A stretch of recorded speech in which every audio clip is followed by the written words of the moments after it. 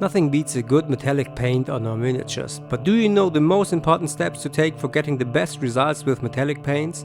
Let me explain. Metallic paints differ from normal paints by their glitter particles. This makes them perfectly fit for adding a natural metallic look to any surface. But even though the recipe for applying them is not so different to normal paints, there are a few things to keep in mind to make the best out of them. So if you think your metallics suck, here are the most important things to consider. 1. One of the first things you will learn is to use shades or washes. Metallic paints inherently look like metal due to their glitter pigmentation, and the easiest way to add depth to a surface is through washes, shades or inks. 2. Deep line shading. A huge hack for convincing metallic effects is the use of deep line shading.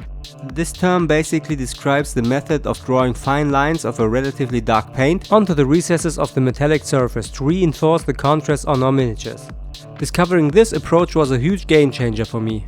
3. As with other paints as well, metallics need to be rounded off with different layers of different paints and hues. Don't be afraid to even use different colors for some final highlights.